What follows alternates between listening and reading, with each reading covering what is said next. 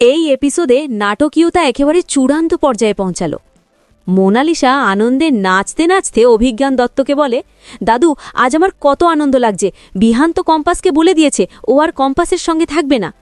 অভিজ্ঞান দত্ত আশীর্বাদ দিয়ে বলে, ভগবান চাইছেন তোমার আর বিহানের বিয়ে হোক, আমি অখিলেশের সঙ্গে কথা বলে দেব।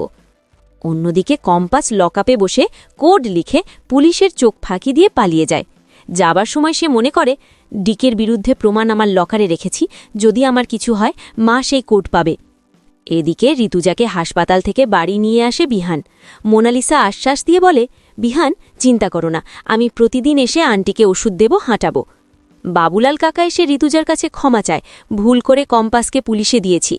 বিহান প্রচণ্ড রেগে যায়। মুক্তি তখন বলে, বিহান ঠিক বলেছে, কম্পাসের নাম এই বাড়িতে কেউ উচ্চারণ করবে না। কিন্তু ঋতুজা দৃঢ় কণ্ঠে মুক্তিকে বলে, কাকের বাসায় কোকিল ডিম পাড়লে সেটা কাকের হয় না, কোকিলেরই থাকে। এই কথায় মুক্তি ভয় পেয়ে যায়। সেনাপতি তখন বলে, মা, তাড়াতাড়ি কাজ করতে হবে, কম্পাস বাড়িতে নেই, এই সুযোগ কাজে লাগাতে হবে। শেষ। দর্শকদের মনে বড় প্রশ্ন, কম্পাসের পালিয়ে যাওয়া কি মুক্তি আর সেনাপতির প্ল্যান ভেস্তে দেবে, নাকি ঋতুজার সুস্থ হয়ে ওঠা কি মুক্তিকে একেবারে জব্দ করবে? আপনার মতামত কমেন্টে জানাতে ভুলবেন না।